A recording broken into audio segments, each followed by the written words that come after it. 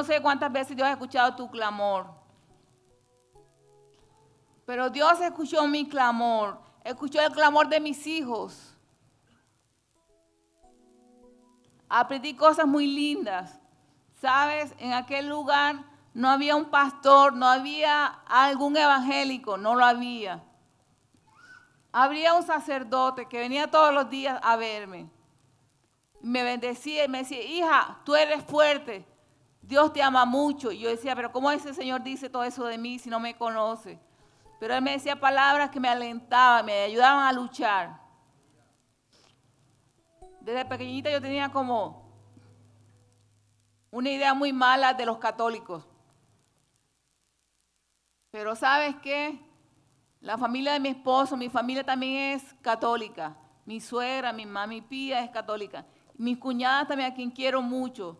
Ellas todos los días me llamaban y decían, Ruby, ten fe, todos estamos orando por ti. Y yo lloraba y decía, Señor, cuánto amor y cuánta fe hay en estas personas, que a veces las subestimamos porque no son evangélicos.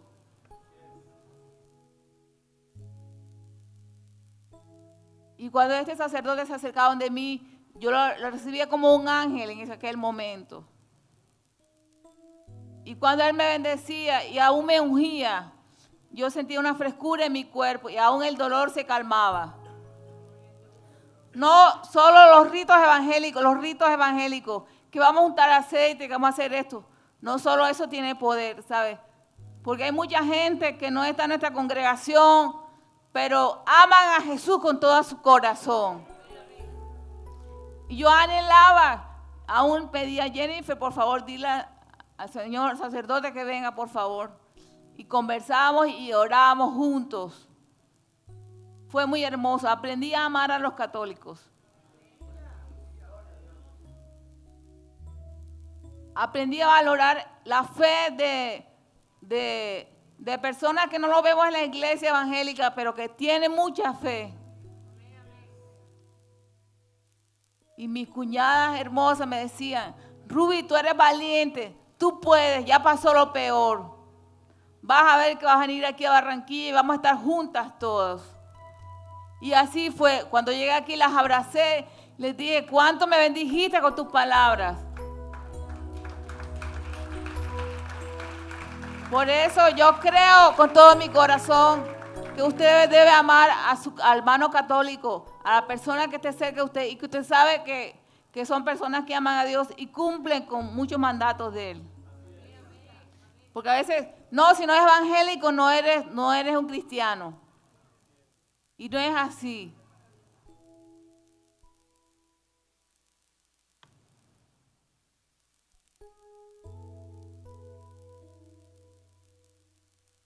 Yo quisiera en estos momentos que mis hijos vengan acá un momentico, Lucho, Jennifer, Maddy, por favor. Yo quiero que ellos les cuenten con sus palabras cómo reaccionaron ellos al escuchar todas las noticias que les iban dando los médicos. Y cómo era su fe ante Dios al ver que mami se podía ir.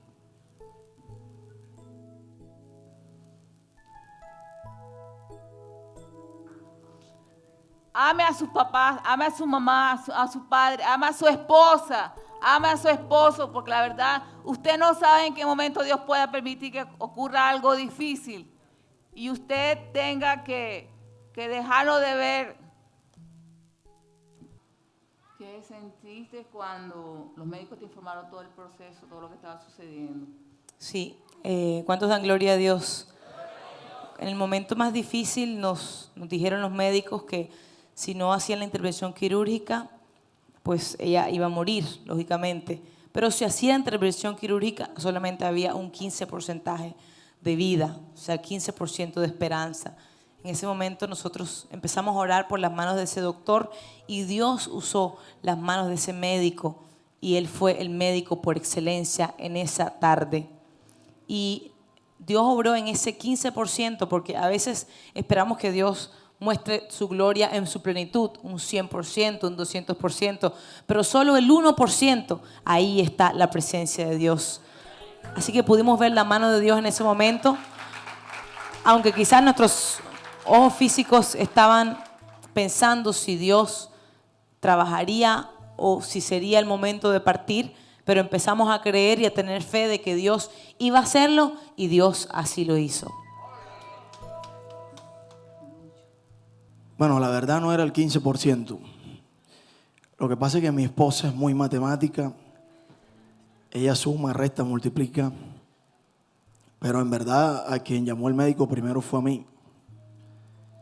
Y yo entré a ese lugar y él me dijo, está muy mal. Entonces yo le dije porcentaje. Y él me dijo, no. Entonces yo le dije, yo sabía que Jennifer iba a preguntar por números.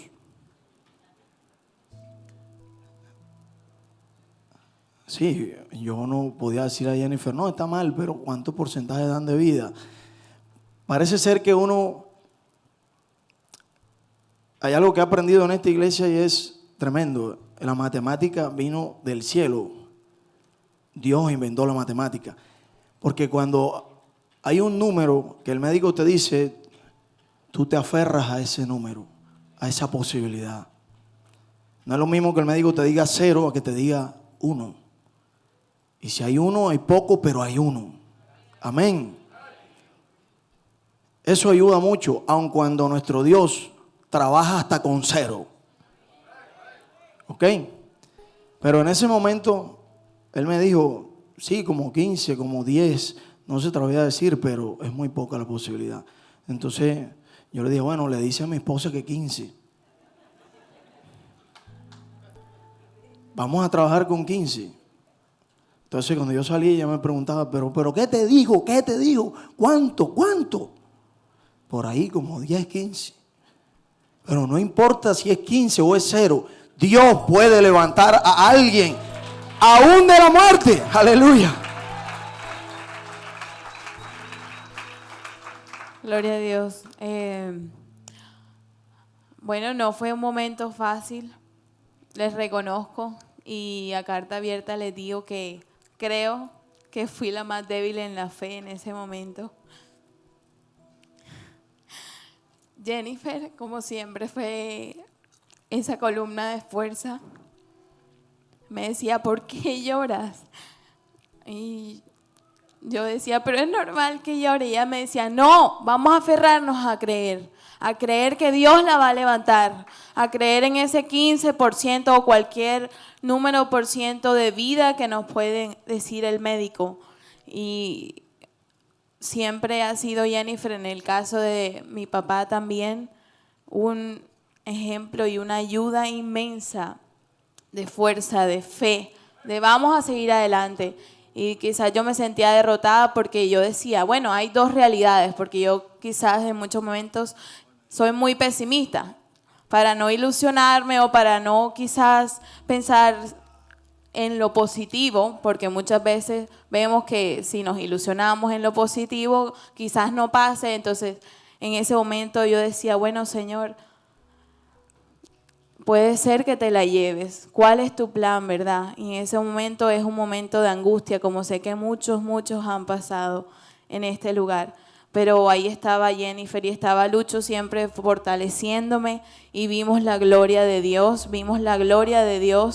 Mi madre, pues ya lo dijo, los médicos dicen, a pesar de todo, es un milagro, porque habían personas con el mismo caso y pasaban 2 semanas, 3 semanas y no despertaban esas personas. Mi madre despertó a los 2 días, comenzó a emitir sonidos. Dios ha sido bueno en gran manera y lo hemos visto no solamente en Cali, sino hasta el día de hoy. Aún los médicos dicen todo. A nosotros nos dijeron, eso fue en el mes de abril, nos dijeron que más o menos en diciembre del 2014 iba a comenzar a quizás a mover sus piernas o a dar pasos. Y ella comenzó a dar pasos con un bastón en julio, agosto del 2014 y es una evolución increíblemente y nada más podemos decir que es la mano de Dios. Así que yo te animo a que creas, Dios sí hace las cosas imposibles posibles en nuestra vida.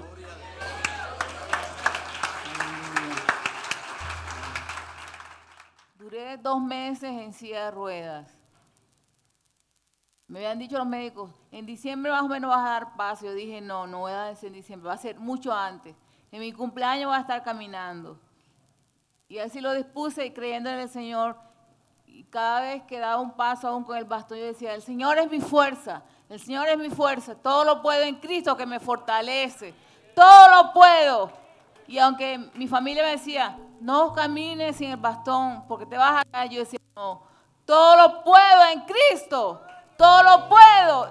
Y aunque mi cuerpo muchas veces se movía, yo decía fuertemente en mi corazón, todo lo puedo en Cristo que me fortalece. Todo lo puedo. Y así caminé el mes de julio. Para mi cumpleaños estaba caminando, gracias a Dios. Todo es lo que nosotros nos dispongamos en nuestra fe. Porque la fe viene por el oír la palabra de nuestro Señor. Porque hay mucha gente que escucha, ¿verdad? Pero ahí se queda. Pero oír es algo que entra a tu corazón, a tu pensamiento. Y te motivo a que leas muchas palabras, las grabes en tu mente, porque en esos momentos solo la palabra de Dios puede animarte, restaurarte y darte fuerzas.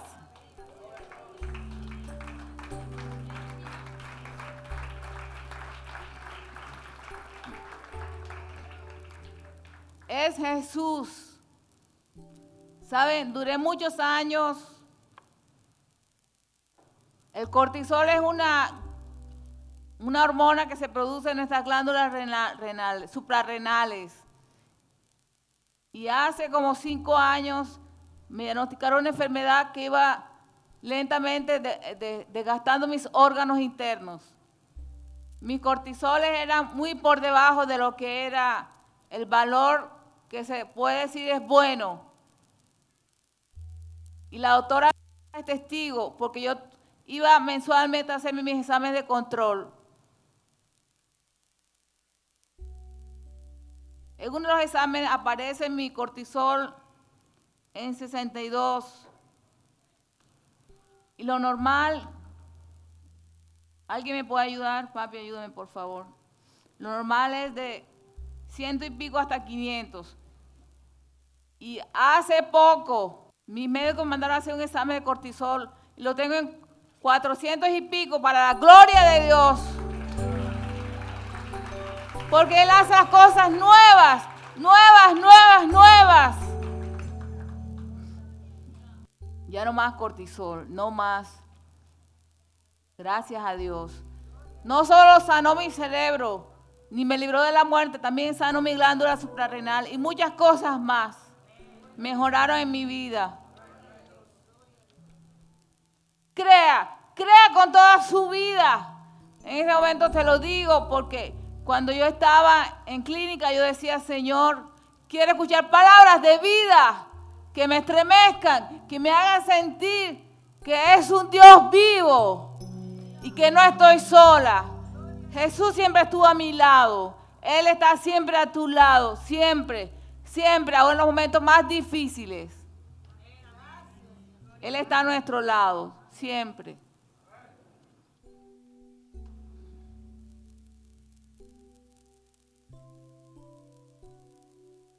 Y vamos a seguir juntos siempre, mi familia y la familia, Jerusalén y todos juntos, sirviéndole a un Dios vivo. No a un Dios de milagros, a un Dios de maravillas, porque Él nunca para de maravillarnos. Nunca, nunca, nunca. Él es el Dios de lo sobrenatural. Lo que el hombre dice, no se puede, no hay esperanza. Él dice, si Él quiere, Él dice, sí se puede, porque yo soy la resurrección y la vida.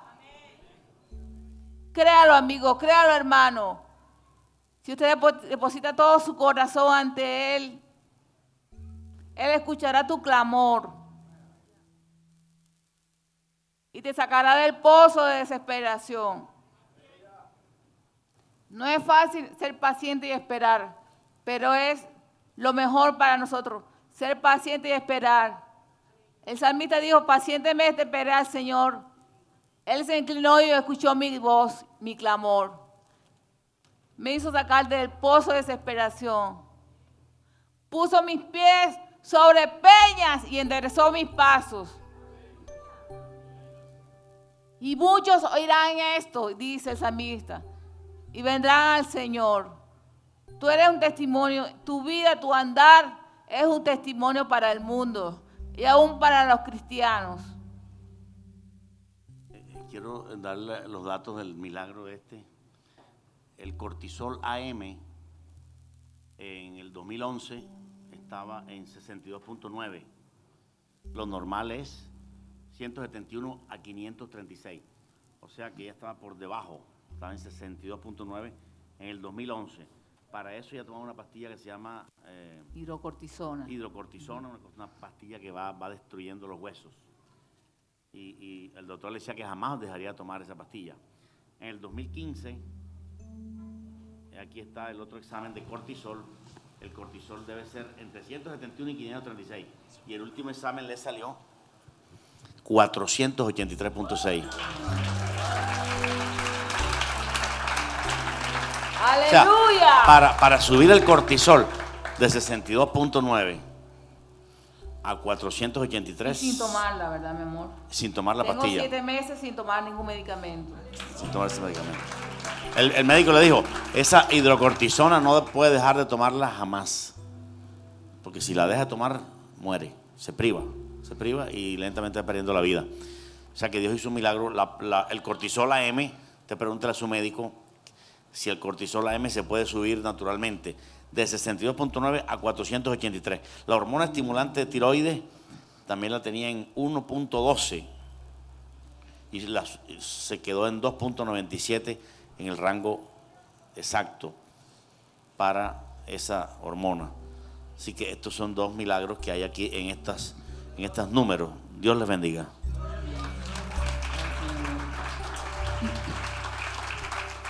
Yo voy a pedir favor a una médico que hay en nuestra iglesia, Yolima, no sé si vino Yolima, sí, así. Ella va a hablar en un lenguaje médico, cómo ha visto ella que pacientes que han pasado por lo que yo viví,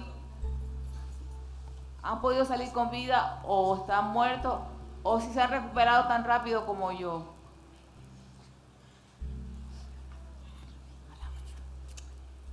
Bueno, buenas noches a todos.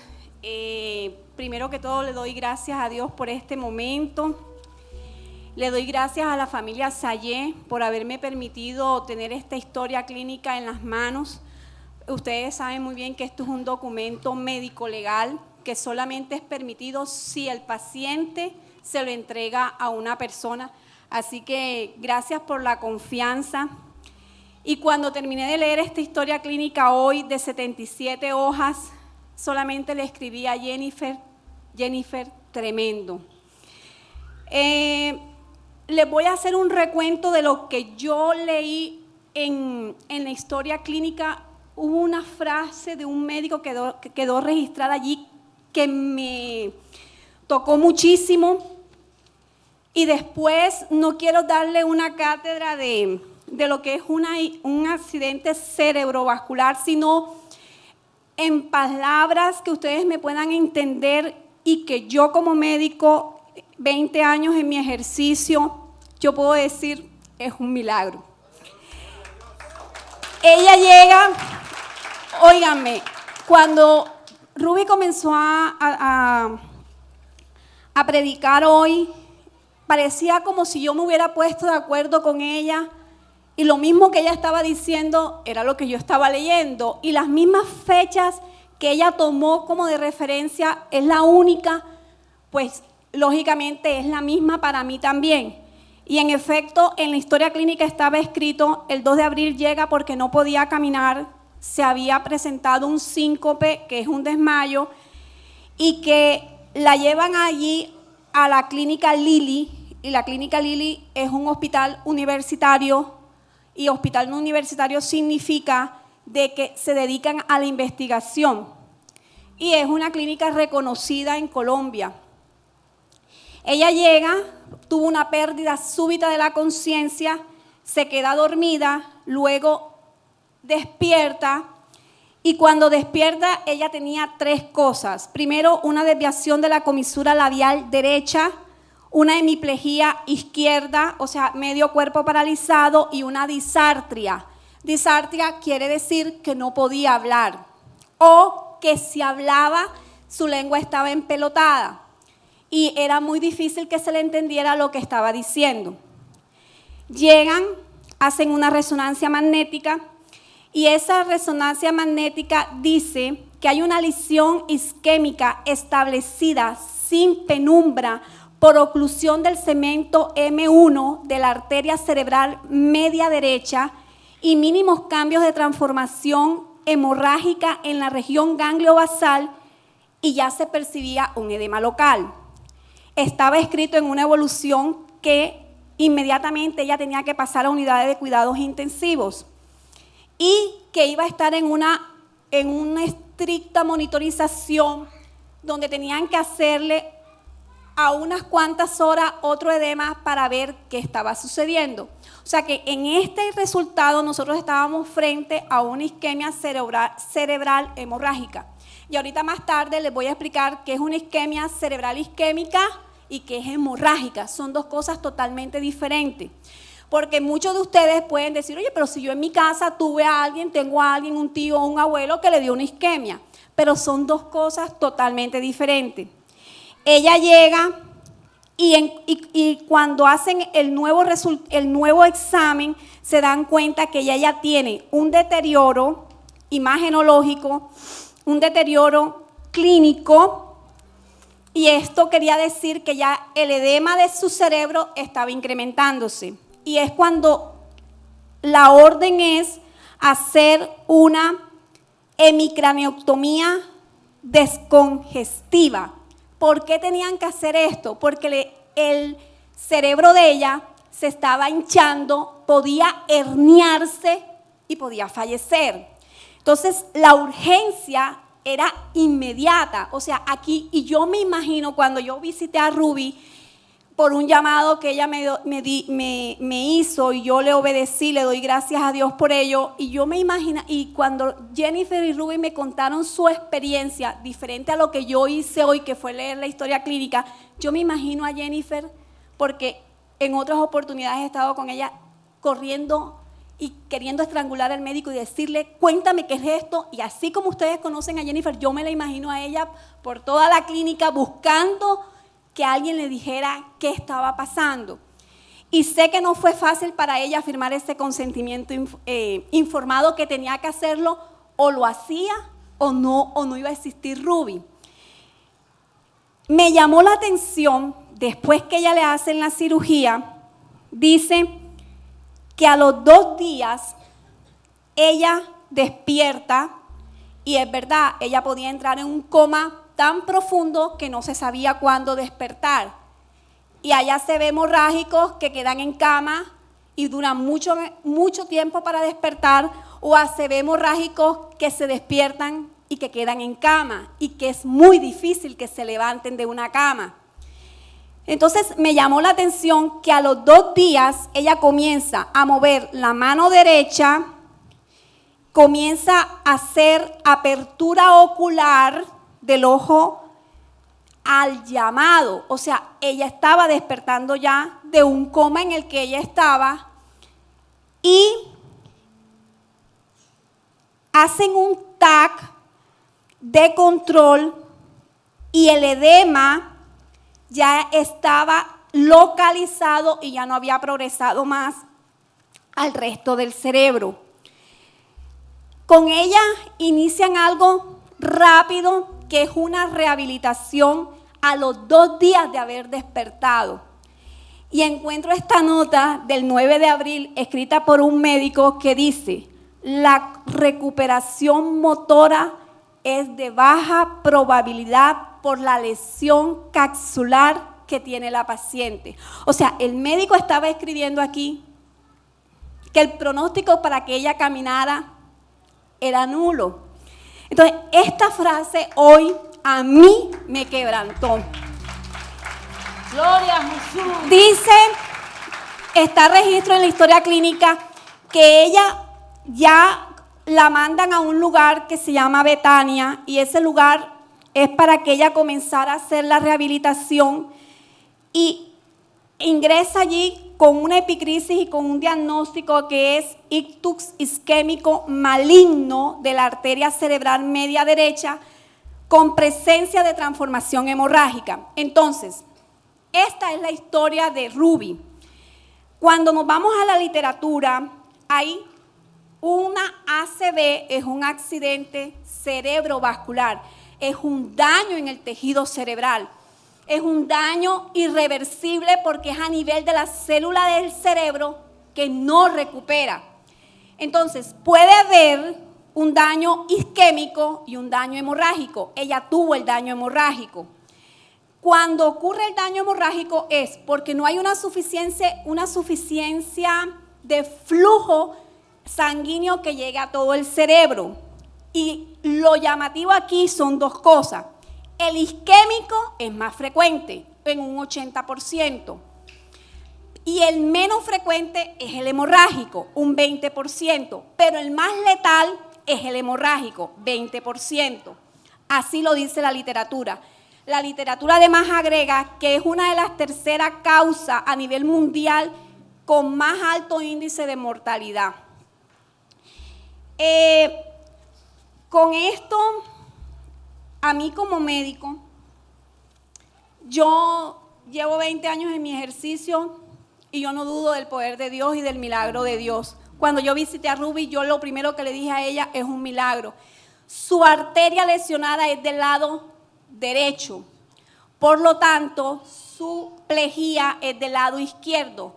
Si su arteria lesionada hubiera sido del lado izquierdo, Ruby no estuviera hablando hoy. Su ACV hemorrágico la puede llevar a muchos síntomas. La pudo haber llevado, uno, a ser ciega del lado del ojo donde está la arteria, la hemiplejía y tener problemas con el habla, que puede no ser recuperable. Los que estuvieron cerca de Ruby cuando Ruby llegó, ella no hablaba bien. Hoy podemos decir, Ruby habla bien.